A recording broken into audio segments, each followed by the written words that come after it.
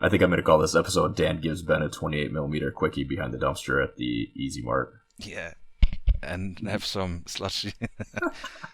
White slushy. You're going to give me a slushie? Oh. Yeah. Don't move!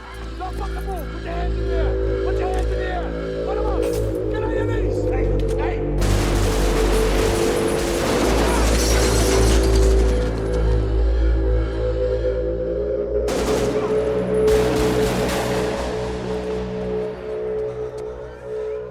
Hello and welcome to The Table's Edge, a Spectre Operations and other modern wargaming podcast. My name is Ben, and with me today is my co-host Dan. Hi, I'm Dan, and I'm happy we have you back for listening another third time in our 2.5 special episode talking about not Spectre this time, but about another ultra-modern wargame. Ben, which one we're talking about today? Today we're talking about Black Powder Red Earth 28mm. Yeah, being a backer of the Patreon from Black Powder Red Earth, getting the nice benefits of having all of their releases in PDF format and being maybe part in their development, having insights and everything, they leaked a long time already that they're planning a 28mm type of wargame, and more or less out of nowhere, with a rough 2 weeks in advance notice, they released the rulebook. We got it, I think, 2 weeks earlier as a PDF format, as mentioned, on the Patreon. And later, on 29th of October, the book was available already worldwide via Amazon. It's a $35 softback book, 33 euros for me in Germany. And yeah, before we start talking about the book itself, a quick note about Black Powder Red Earth. What is it? Ben, maybe you can wrap it up. Yeah, as I'm sure if you're listening to this podcast, you are aware of the Black Powder Red Earth universe. But Black Powder Red Earth is a graphic novel series that takes place in the near future. Now, Dan, you and I had been talking a little bit about this before we recorded, but can you kind of go through a little bit of the backstory of the setting of Black Powder Red Earth? Yeah, so the setting for the game itself and for the new series called Abari, it's about, to make it real quick, I tried, it's about the state of Abari that gets toppled by Islamic extremists, and they get financed by Chinese and Soviet, so even in the Soviet Union times it starts, with special rights for rare earth materials. And the Saudis are not really happy about that, and they contract this PMC company, Cold Harbor, or Evergreen in this case it's called, to cut off the supply roads, and to cut off in this case also the financial support from those, and the IARI network, which are the bad guys in this graphic novel, they try to hinder it, of course. They want more cash and they want to destabilize more the region. Surprise, surprise. They wanted to stabilize the region, and China and the Soviet Union are all about supporting that if they get some rights to the wonderful materials that are buried under the country. So with that in mind, this takes place in roughly 2027, is that correct? Yeah, exactly. So that's kind of the background for this game in a nutshell. Dan, you did wonderful. I think that was a 10-15 minute conversation that we had beforehand. You did a great job compressing it there. Yeah, thanks. So along with the book, they just released a starter set. And it was released on the 22nd of November, and it is a little bit pricey. I believe it's running about $200 US, plus $60 shipping. Some things included in there are the book. There are the game mats, which are little maps that you play on, that have the buildings and terrain in a two-dimensional space for you to play on. There are also templates in there. And there are 10 Cold Harbor miniatures. So you get the Scorch teams, basically. And you get a couple options. 10 guys aren't going to be your entire team. You're going to be picking and choosing from that roster of guys.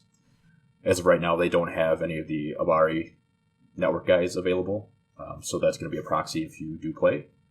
But they said that is coming, and 3-dimensional terrain is also on the docket, it sounds like. One of the reasons that they are so expensive is that they locally sourced a lot of the products inside of the game. So a lot of it is made in America, not from a Chinese company, as far as I understand it.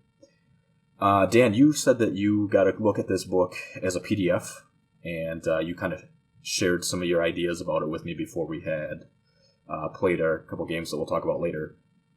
But you also have the physical book, right? Yeah, I bought the physical book because I like books. I like the smell of a new book. Mm-hmm. I think everybody likes it. Yeah. And yeah, I don't know. I think it's nice to have another one in the shelf as well.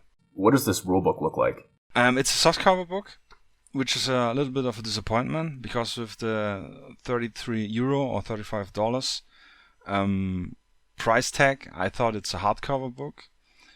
And has this, if we take, for example, Bold Action, it's €35 for the hardcover book.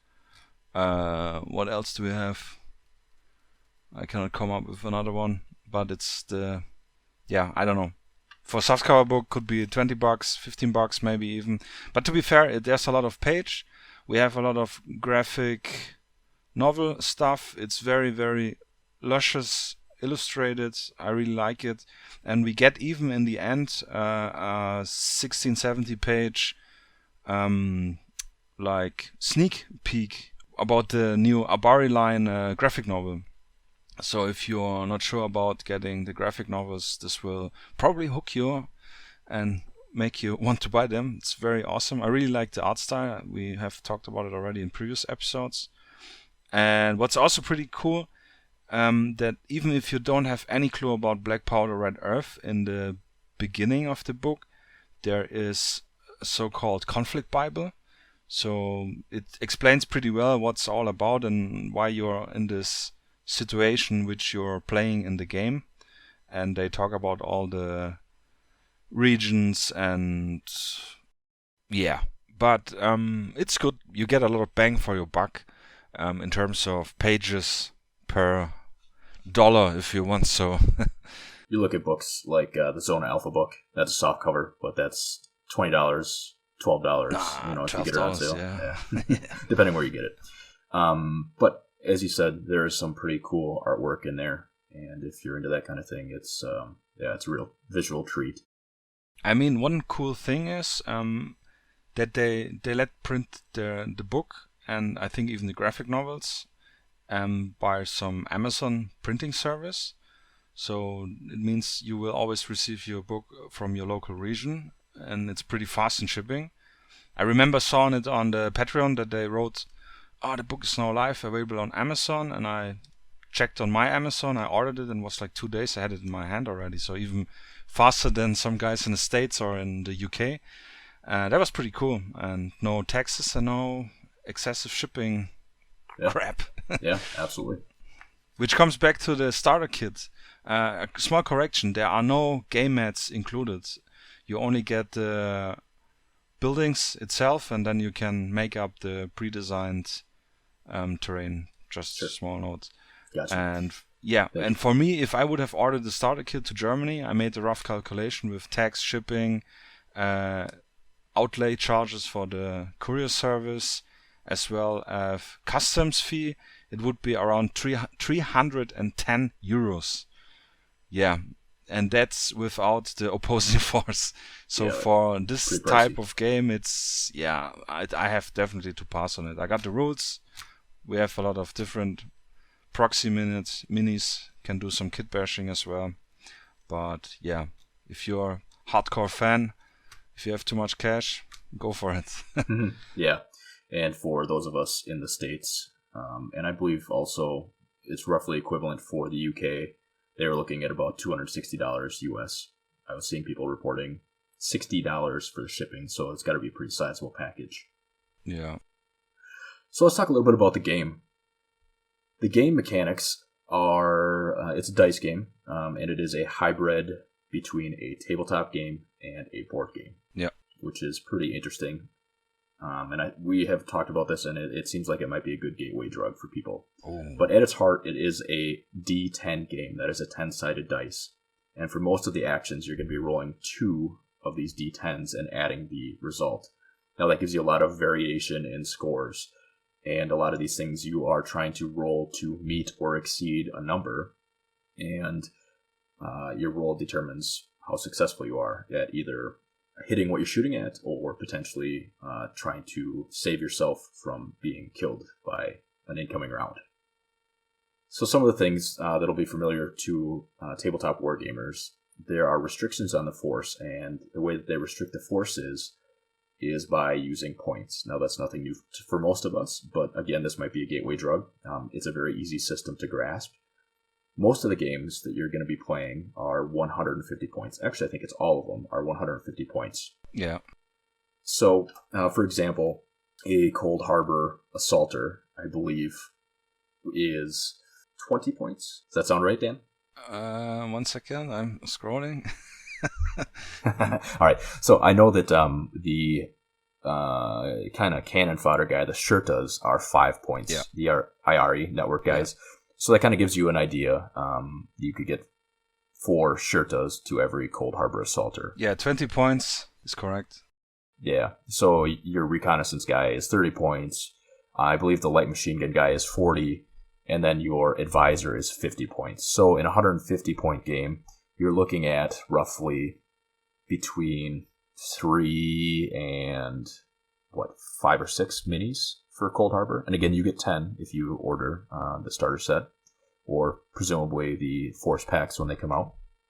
And you're looking at, for the IRE, probably between 7 or 8 to 15 guys, maybe, depending. Again, you can get a lot of 5-point guys in a 150-point list. Yeah, there are limitations. For example, the automatic rifleman that's right. and the advisor. There you can buy or get only 1 per 100 points of your team. And if all the games are 150 points, so it means like only 1 guy. And for the shurtas, you need 4. You can buy 4 shurtas for each 1 Muttersip, which is 15 points.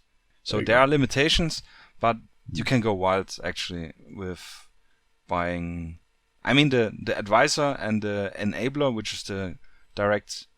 That's the IRE leader, basically, right? That's the direct. Yeah, it's the opposite to him. Yeah, exactly. These are like must picks. But then you have some variation, and it makes a difference in the game. So, for example, the shooter, which are 5 points, they have no possibility for a save roll. So if you make a hit on them, they're dead. Yeah, but they're cheap. Pretty quick. Yeah, they are cheap.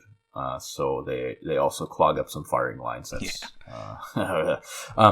So another thing that, along with this, as we said, it's kind of a hybrid between the tabletop game and a board game. So along with that, there are also what are called intervention cards.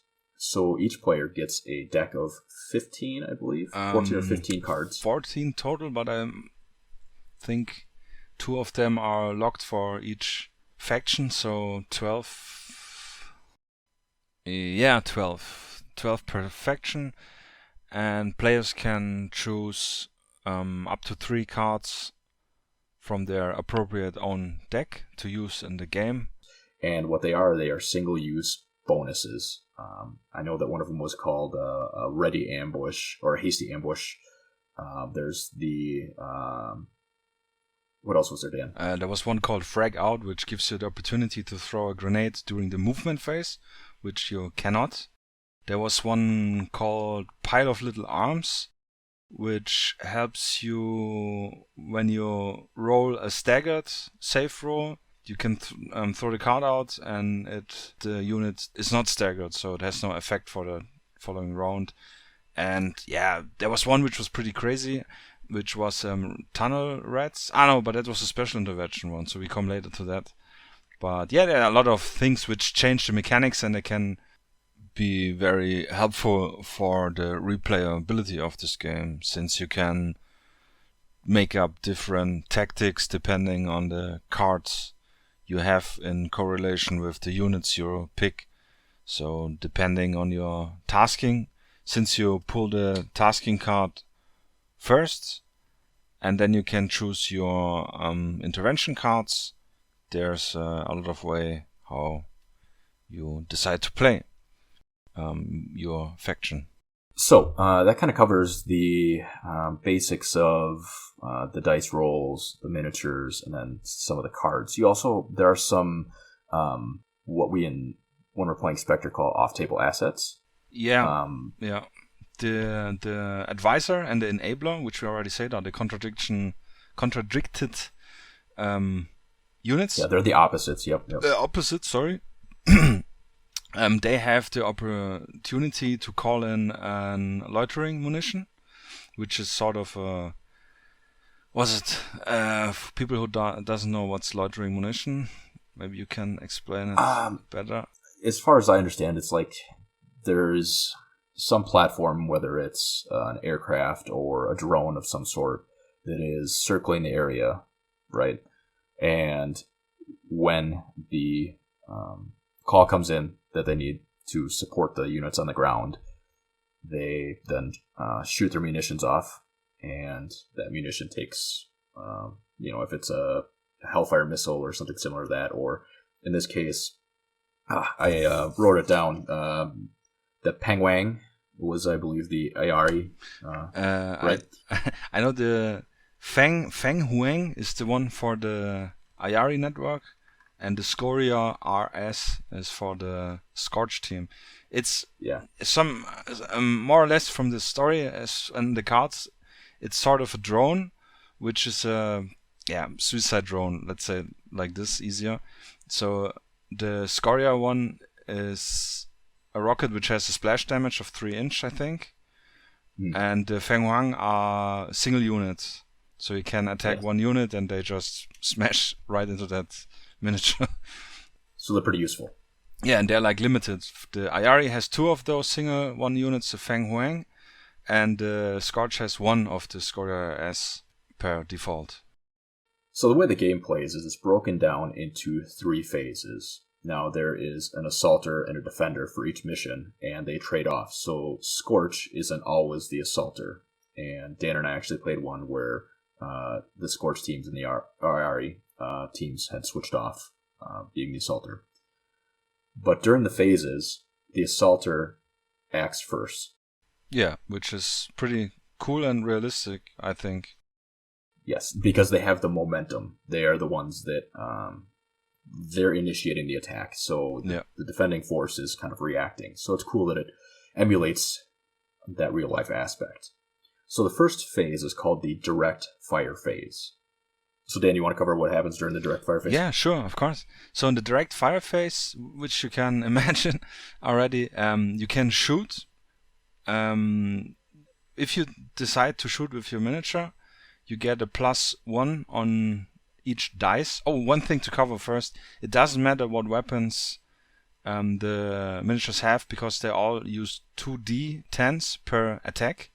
There are some weapons where you can make more attacks, like the automatic rifleman or the RPK Hongbin Mercs. But yeah, back to the direct fire phase. You get a +1 on each dice result, on each dice roll. You can, which is pretty interesting, you can shoot from the base to base. You just need to see the base cylinder, so to say, which is kind of interesting because it translates into the miniature maybe leaning around the corner, which is pretty cool. I really like that. And yeah, you can also throw the grenades or do any active mission objective like the one we played.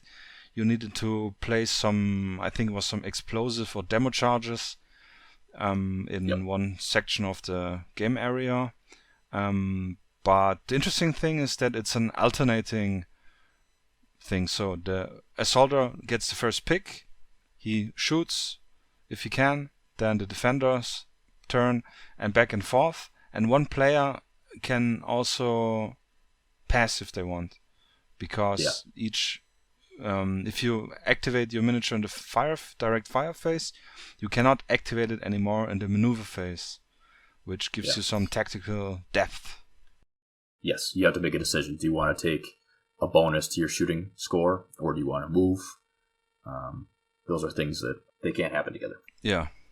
And to mark that down, they have an activation token, which you mark down your miniature so you don't get confused. Even if you have 3, but it's good to know that. That's perfect.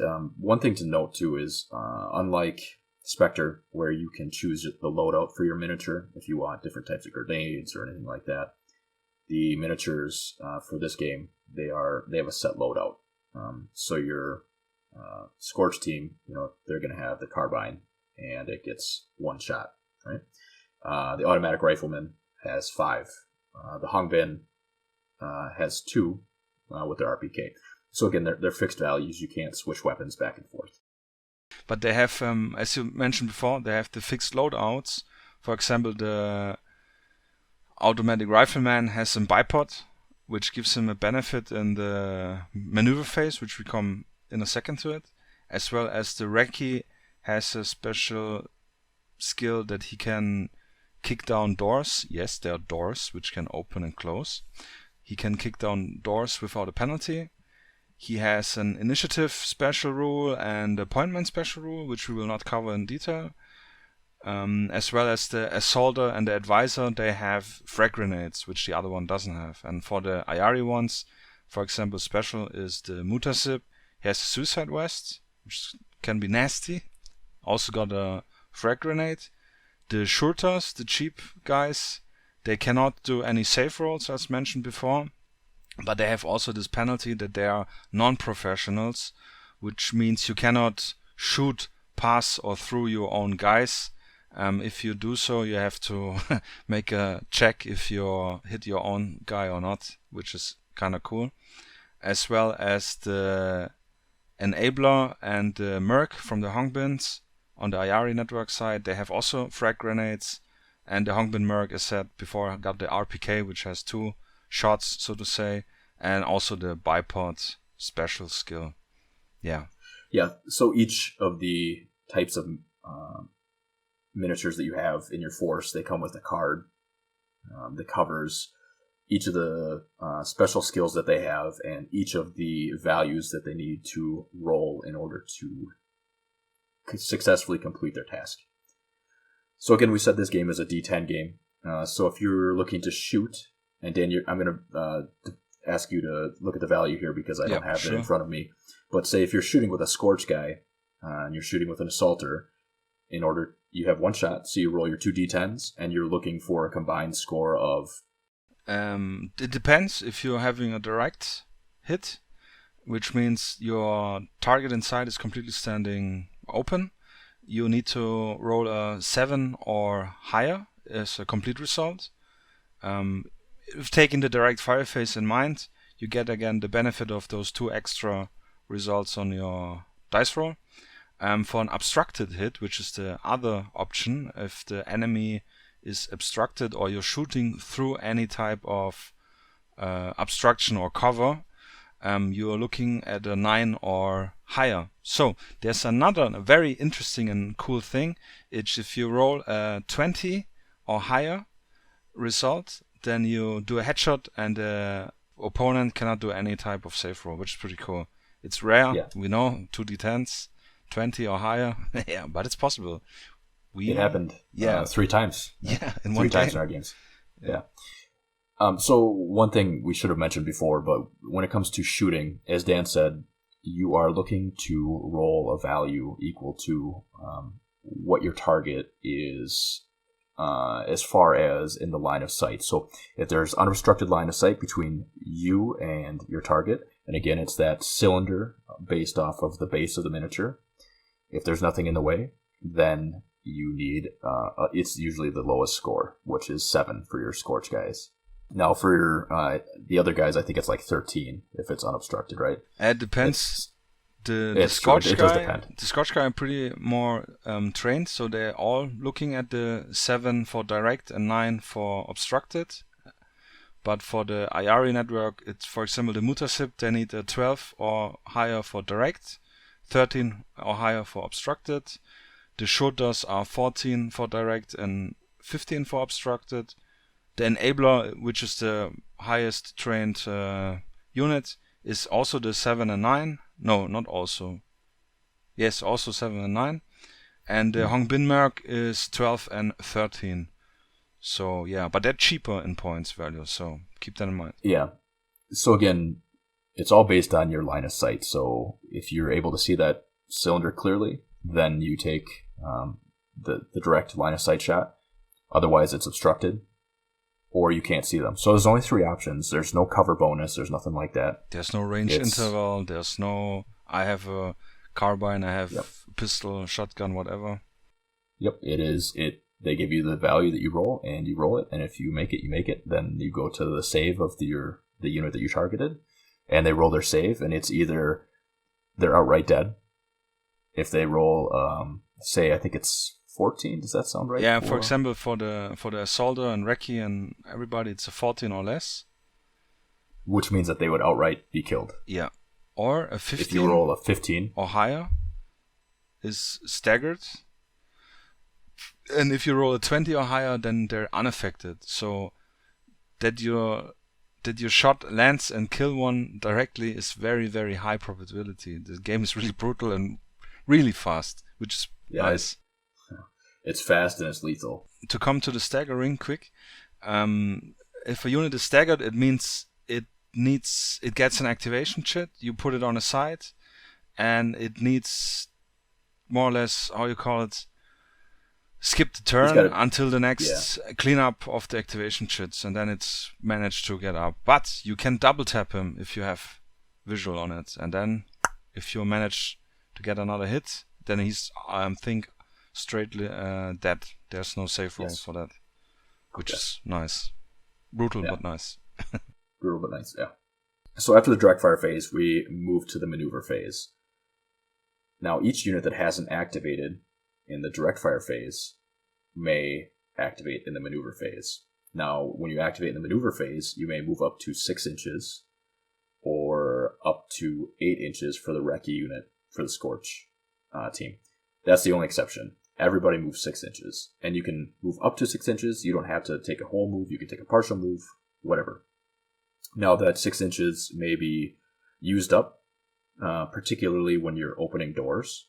That opening a door takes up 3 inches of movement. So keep that in mind. But after you move, then you can shoot. So you might be moving to a better angle to shoot on a unit that maybe has already activated, which is good because then they can't react to you later on. So your order of activation is important in this game. Maybe you're trying to shoot a unit that hasn't already activated, one that can still hurt you. So this would be your opportunity to move and get a better shot.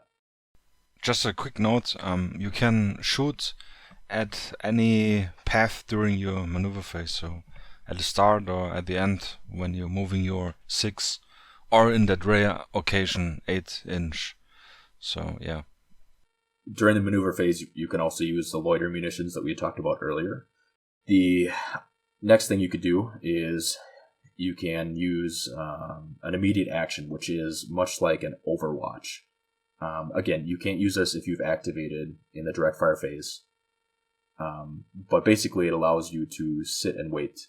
So if a unit ran out into the open, you could react to them with a shot, but you take a -3 penalty to your shooting. Which is cool because they're reacting quickly, so makes sense in my opinion. Absolutely. And just like the direct fire phase, this alternates, starting with the assaulter and then the defender, and then you can do as many units as you have available, or you can pass. And once you pass, it's permanent for that phase. You can't say, you did your unit and now I want to do something. No, you're done with if you pass. So Dan, after the maneuver phase, we have the finish phase. What's that all about? The finishing phase starts with clearing all activation tokens, so all units are reset, so to say. Then that's the interesting part. If you remember, we talked in the direct fire phase, you can throw your grenades. those grenades will now explode in the finishing phase.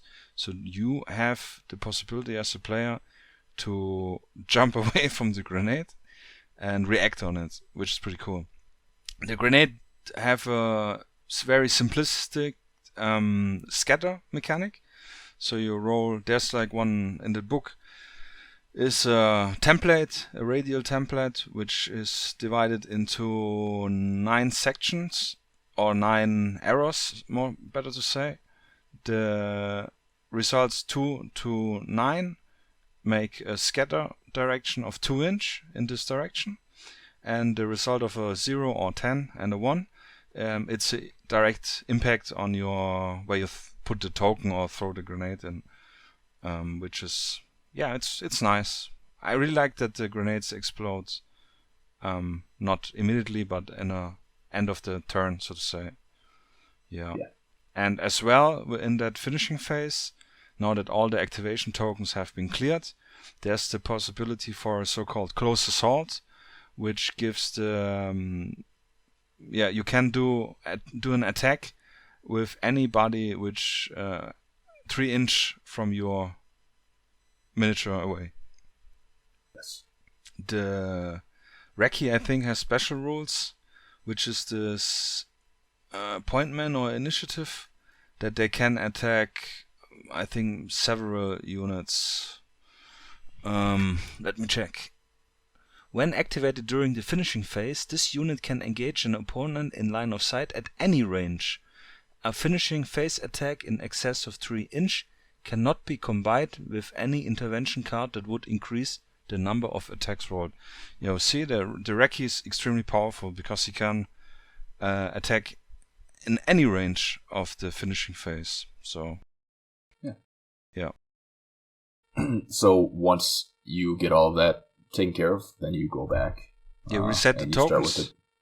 Start back at the direct fire phase. And you start moving through. A lot of these, actually, I shouldn't say a lot, all of them have a turn limit on them, correct? Yeah. So you're trying to accomplish your objective. It's not just a slugfest. It's usually there's something that you need to accomplish. And it's usually 7 to 8 turns, it seems like. I think both the ones that we played were 8 turns. Does that sound right? 7 turns at the end of... So at the start of turn 8, it's over, if you want, or the end of turn 7. There are some intervention cards, or special intervention cards, I'm not sure, that can prolong it by 1 turn, or shorten it by 1 turn. I do not know exactly which one, but I remember sawing them. So even that can be changed during the game if the player decides and have this card. So again, it's a very simplistic, fast, and brutal game. I had a lot of fun. So Dan and I were able to play 2 games yesterday, and we played over Tabletop Simulator. Yeah, I managed to add all the game assets needed. I mean, obviously, I'm in Germany, Ben is in the States, so it's the only way we can play at all. So I'm very thankful for the existence of Tabletop Simulator, and I threw all the necessary tokens, game items. We used some proxy miniature from some other guy. Yeah, it was good. We had good fun. It's great that we have the possibility, but it will never replace the real game in any time because it's clunky a little bit. It's okay, but it's clunky. And it's a private file, so we haven't shared it on the workshop yet because the guys from Black Powder Red Earth, they are not so happy about it. About people potentially doing a tabletop simulator, they want to protect their IP. Yeah, so we respect that. Yep. And Dan and I are just using it. We're the only 2 with access to it. So if Dan, first off, you're a bright guy, so you're good with this kind of stuff. But if Dan can do it, I think that other people can kind of figure out if they would like to proxy their own stuff and play some Black Powder Red Earth on Tabletop Simulator. Yeah, absolutely. So we played 2 games. Yeah, we played 2 games, and Dan was my teacher. He has, obviously, the book and the PDF, so he gave me a quick crash course in how to play. I've played miniature games for quite a while now, so it was relatively easy to grasp the concepts behind it. They're not too different from any other games that we play. But it took probably about 15 to 20 minutes of Dan talking and me asking questions and clarifying things before we got a game in. And I think that's pretty accurate to maybe a half hour if a person's never played a tabletop game in their life. Yeah. There's nothing tricky or anything like that. It's just these are the things that you need to know. And then we played 2 games. The first game that we played was called... we randomly drew these, by the way, so shuffled the deck up. And the first one we picked was called the Quivering Briar. And we rolled off to see who would get what force. And it turned out that Dan got the ARE network guys, and I played the Scorch team. And the Quivering Briar, basically in a easy layman's terms, it's you are attempting... The Scorch team is attempting to take out an IRE supply center. So my job was to run in basically over halfway on the table and plant a demo charge and try and get it to blow up. And he was trying to kill me before I got to that point. Yeah, quick notes on the how the game works. You have 3 decks of cards. One is the tasking deck, one is the atmospheric deck, and one is the battle space deck. So as Ben already told, you draw them randomly, shuffle them up and draw them. So you have one mission, one task. You have one atmospheric, which is more or less the weather condition. So if it's a clear sky, if you have moonlights, if it's a sandstorm, if it's a rainy sandstorm, and the other one I forgot now. They're all during night, so these are all night games. Take that in account if you want to set up your scene. And the last card is the battle space, and the battle spaces are 5 preset maps. They are in the book, which you draw and pull and play on them. I will come to that later, about the size of the table and everything. We will now just first talk about the games and our impressions about it. Then we go to the thoughts and impressions and critique. So, Ben, placing the demo charges, how did you feel about the game? So I was playing the Scorch team, and with 150 points, I was able to get 3 assaulters, 1 advisor, and 1 automatic rifleman. Which I felt pretty confident because they were pretty good. You know, they have pretty good stats, and they're able to kill what they shoot at most of the time, or at least hit what they shoot at. But I did not have very many. And the biggest thing that I learned was, again, that activation order matters, and that positioning is everything. I kind of got a little greedy with some of my guys. I was like, I want to shoot right away, or, I'm going to move up and shoot. And, Dan was able to kind of sneak up on me, and he took a couple really good flanking shots and was able to kind of whittle me down way faster than I could whittle him down. Yeah. What I did not take any notes about the what units I had, but I think I got 2 Mutasip guys, 4 shooters, 3 or 2 mercs with the RPK, and of course one of the enabler guy. The shooters are really just cannon fodder.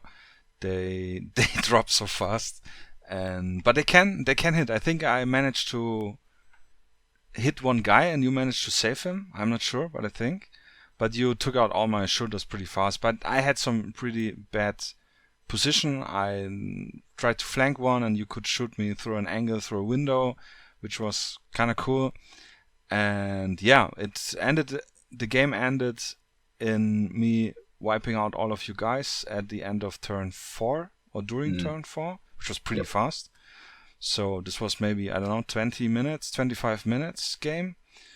Keeping in mind that I haven't played either yet. So it was the first time playing for both of us. And the first turn, going through all phases, we rechecked in the book if you're doing it right. But after that, the rules are so simplistic. We could keep it in mind that we need a 13 for obstructed, and depending on the miniature. This was pretty cool, yeah, and it was fun, definitely. And we had luck that it was such a fast game that Ben had time for a second one. And yeah, the second one, Ben, what did we draw?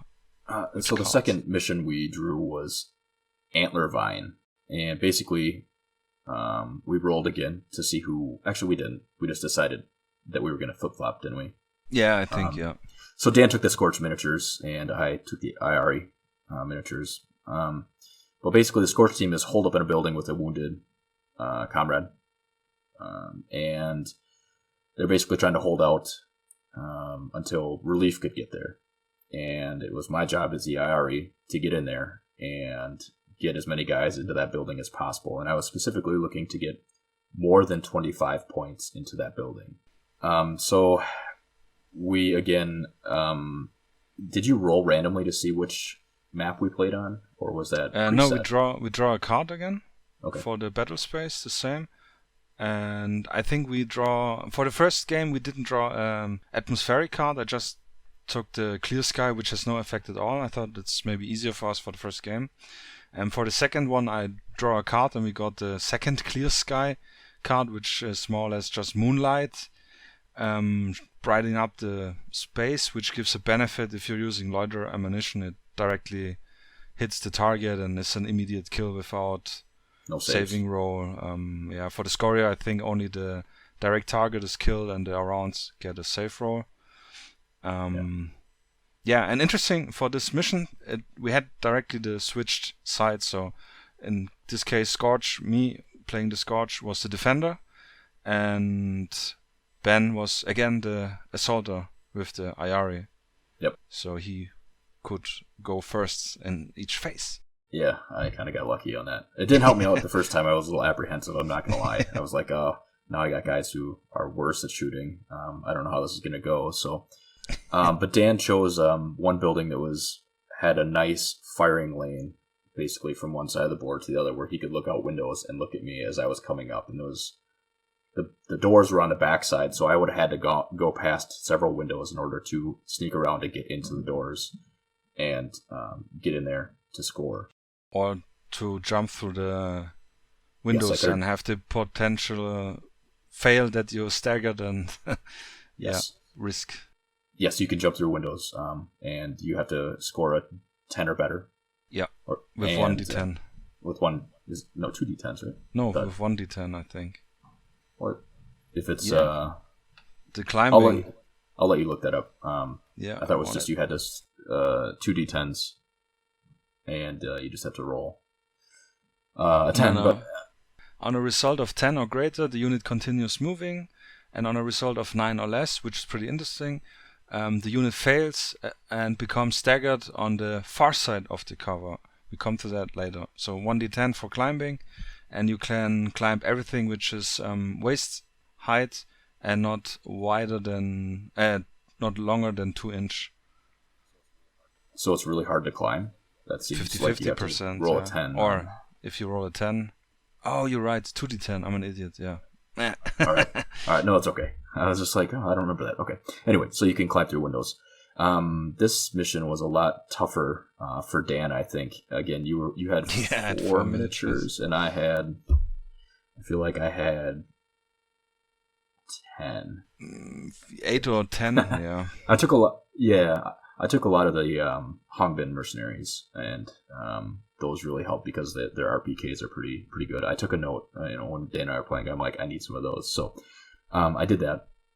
I basically just gave Dan something to look at. There were 5 guys kind of lined up on that firing lane, and I knew he was going to try and mow them down. So then I put 3 mercenaries and the controller. Enabler. And the enabler on the side, and they were flanking around. But I think I had the way to fire, and I feel like I had an easier objective because Dan was basically, he couldn't go anywhere. He could have snuck out and tried to flank, but at the same time it would have been a little tough. And I think you had to deploy all of your guys in the same building, right? The difficult part of this mission was that still you had the first move in each phase. So I placed my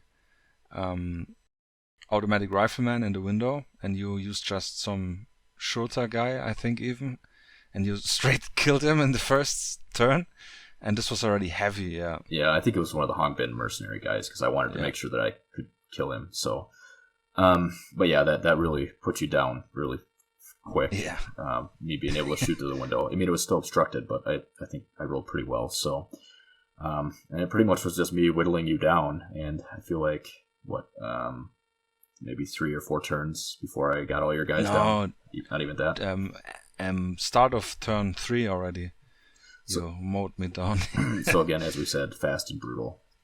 Yeah, it was like at most 15 minutes, if not even less, for this game. For this game. Yeah. So it seems maybe the Scorch are underpowered, but probably not. Nah, I had bad placement. My tactics didn't work. But yeah, overall it was cool. We wanted to play one more game. It didn't work out. We did already some notes and discussion for this episode, and yeah, Under the Line, it's a lot of fun. It's brutal. It's a good intro for non-tabletop gamers to get them into tabletop games, I think. Yeah, absolutely. The cards are a fun touch, but I forgot about them. I didn't use any of them. Yeah, same for me. But maybe that was the issue, since we were playing on the TTS and we didn't have the cards in our hands. I think this would make us more aware of having the initiative cards for play. But I think I used one for I think it was this card where I can add 3 on my shooting result or something like that, which I used once, but I still didn't manage to hit you, even with the bonus. But we both forget about our loitering munitions. We have not used that once. Well, your guys were inside, and they had to be outside for me as the IRE in that second mission to use the munitions, and I guess you could have, but yeah, we didn't use those. I could have, but you killed the guy who could very fast. Yeah, and we didn't do any close combat. None of that happened. No, no immediate action as well, so this Overwatch mechanic. Yeah. We didn't throw any grenades. No. One thing that both of us kind of commented on was that it is an interesting board size. It is a 26-inch by 26-inch square. So just a little bit bigger than 2x2. I'm not sure why they chose that, but they did. So keep that in mind if you're going to be playing it. I am a big fan of the art style, and Dan is too, as you said earlier, Dan. Yeah. The fluff that you showed me, some of the text fluff and everything, it really got you in the mood and in the setting. Really well done. That being said, personally, I think that $260 is a little bit much for me to play a game that does not come with any three-dimensional terrain and with only one side of the miniatures, and 10 miniatures at that.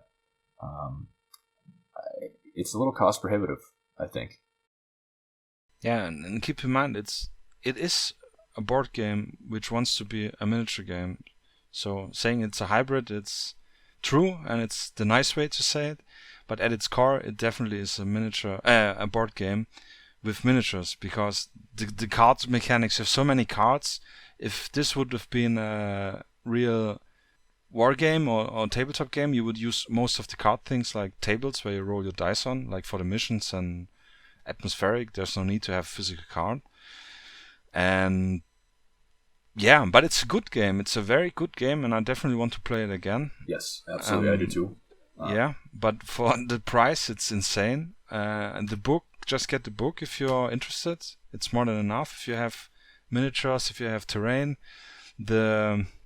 Personally, I think the preset maps, they're not weighing in at all for the gameplay, because since they're using the same 6 building types for nearly every map or battle space. I think there's 1 or 2 which have only 5 buildings of the 6.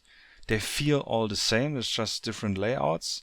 There's one battle space which has a very big corridor type lane inside of it, which gives it a difference.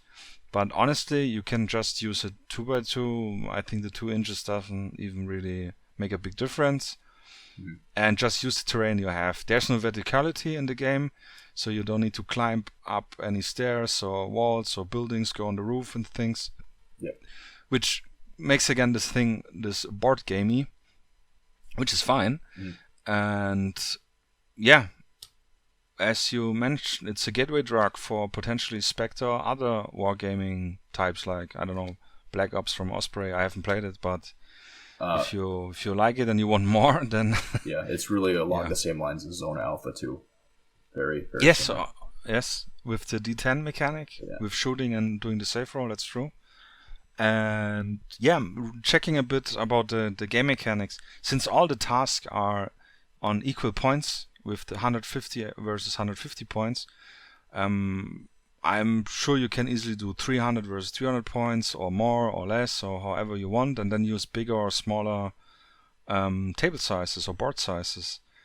And I can imagine doing a 300 versus 300 game on a 3x3, for example.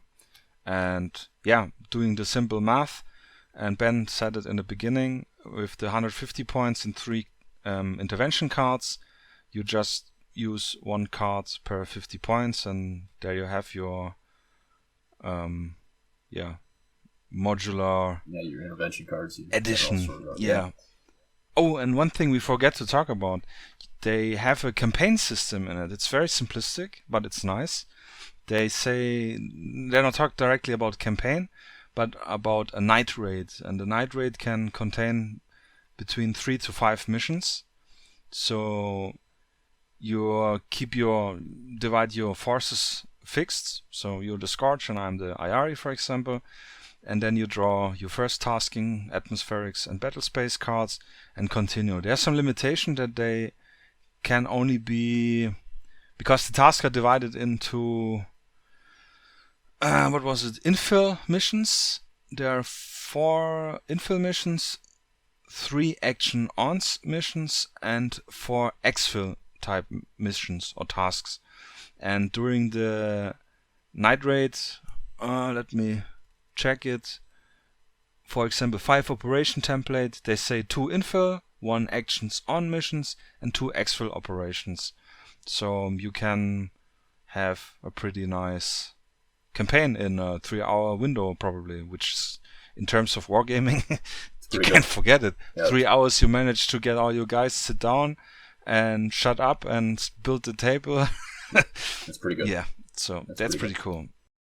Oh, and before I forget it, if you draw your atmospheric cards, this will be your atmospheric for your complete night raid. So if you're unlucky and you draw the blood rain, the rain and sandstorm mix one, then you have to stuck with it.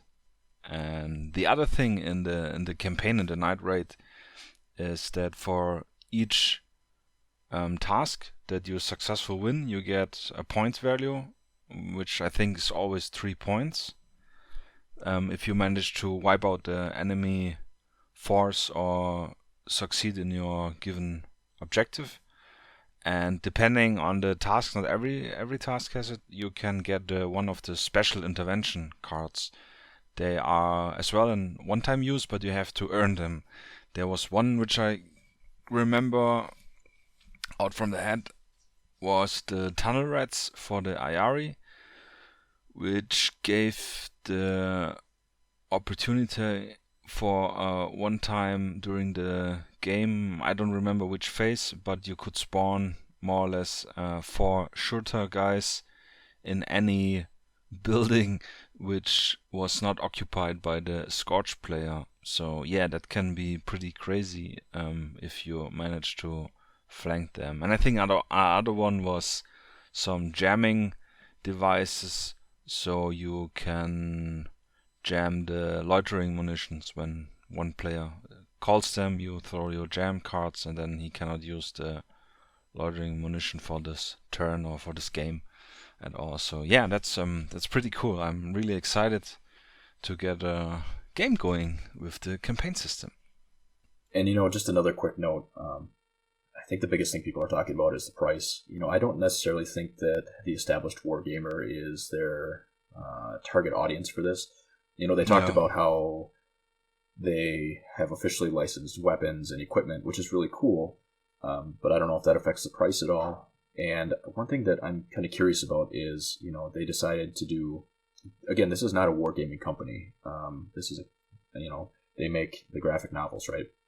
So it's really cool that they're dipping their their toe into the water here, and I think that it increases the visibility of modern wargaming and wargaming in general. But I don't know why they didn't do a Kickstarter. I feel like they could have made so much money with a Kickstarter. It would have been crazy. I mean, I definitely would have put in for it, and if that would have driven the cost of the units down, I think that they had like 200 full units that they wanted to. And when I'm talking units, I mean actual games, copies of the game. They started with 200 copies of the starter set, which they can't be cheap to manufacture it. For 200, the more you manufacture, the cheaper they are individually. So hopefully they'll maybe listen to some feedback and maybe do a Kickstarter, and they could flesh out the factions and miniatures real fast and new battle spaces. And so I think that there's a lot of potential, and I think, again, it's good for us because it increases the visibility of our hobby, and it's a super fun game to play. Support them, please. If this is something that interests you and you have the money to check out the game, buy the assets, buy the book, check it out and support them. They're throwing stuff out for us to play with. The best we can do is support them in what they're trying to do. Yeah, absolutely. Very well said. Very nice said. I would probably use some more direct words, but yeah, on point, exactly. I don't understand why they haven't done a Kickstarter. They would have gotten a broader audience, because Kickstarter, and more money, and we would have actually a complete set of game. I mean, this is the biggest letdown, personally, that you'd only have one side of miniatures. There's not even cardboard cutouts, like little punch-outs. You could have done that pretty easily. So, again, admirable that they wanted to keep things locally sourced. Yes. But hey, it's a boutique product. Excuse me.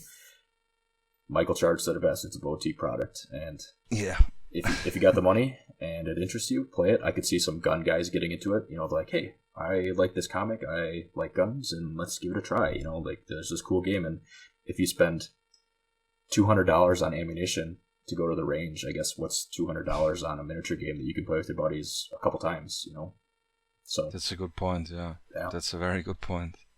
And one thing just came up in mind, since they have using Amazon printing service for the books, which are not locally sourced, they could have probably made a deal with Amazon to print all the cardboard terrain as well in the same manner, and then would save me or other people who are not in the States this extreme shipping cost. That would have been pretty kick-ass. And honestly, I'm not feeling the cardboard terrain, but I'm a true wargamer. I like my 3D printed or hand-built buildings.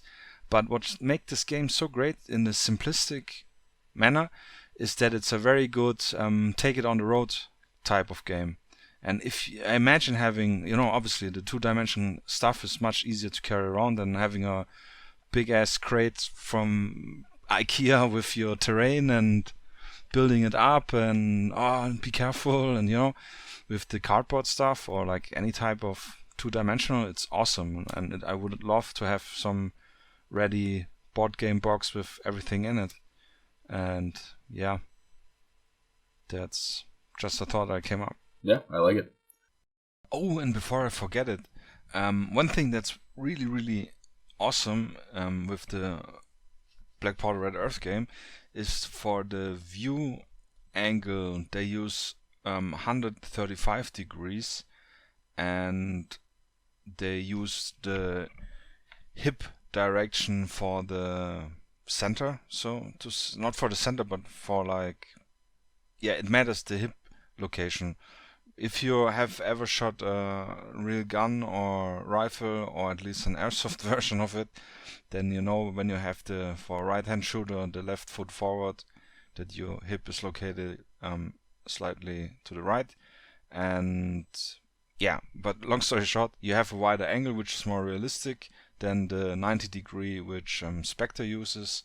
And for myself, I already have decided to use 135 degrees for all my future Spectre games, with the small little change that when in Spectre they go into Overwatch, they will go back into the 90 degree because they're looking through their red dot scope or whatever and having a more straight line. So yeah, that's what I really liked about black powder red earth. Same goes for the staggering, which I mentioned earlier when jumping over the wall or some other obstacle and you fail your climbing roll, in for Spectre terms, don't manage to hit your agility score, then in Spectre you would stay behind the cover, which I think it's unrealistic because it gives the feel that the guy is not, it's too stupid to get over it. But in reality you would climb over it in any way, and it's just a matter, do you land on your feet or do you land on your ass or face? So for Spectre I will also in the future, if I fail the agility test for climbing, the guy will be behind the cover. So yeah, just a small personal note and flavor.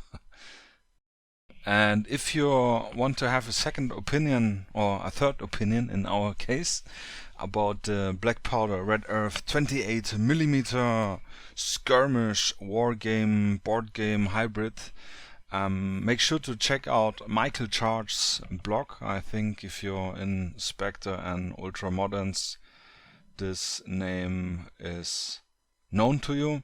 We will put a link in the description as usual, and check out his blog and his write-up of his opinion and game review. Yeah. So if this interests you, check it out. As always, please check out the notes section. If you're listening on iTunes or Spotify or SoundCloud, that should be in there somewhere, but we have the Spectre Discord. And there's a Black Powder Red Earth section for people to chit-chat. So check out our Discord and come join the group. It's not, I guess it's our Discord in the fact that we're members and I guess we're admins, but we don't own it. It's a big group project, a lot of cool boys and girls there. So come check it out. And look out for some videos coming up for YouTube and some more podcasts. So yeah, as always, Dan. As always, check the description. We will put all the links in the description. We will also put the Patreon link in the description, which I think it's $5, and you get access to all the PDFs of all comics and of the rule book. If you're not sure if you want to have the physical copy and just want to have a peek, support them. I've been a long time supporter of the Patreon, and I love the fact I have all the books also as a PDF. And yeah, and Ben, as usual, drum roll. Roll some sixes. Roll some sixes. Don't move! Don't fucking move! Put your hands in the air! Put your hands in the air! Put them up! Get on your knees! Hey! Hey!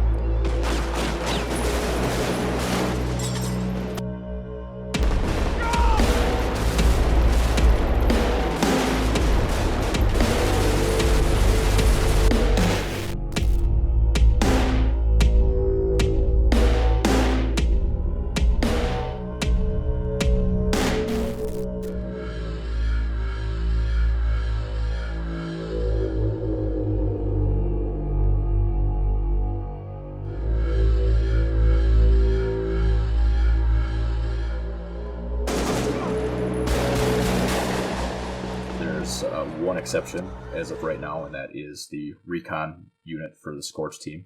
The recce, sorry. Oh, what did I say? No, I wrote recon in our... Oh, okay. So it's the recce. What's the same? Yeah. Yeah. All right. Do you want to re-record that? Nah, it's fine. It's fine. All right. I might need to now.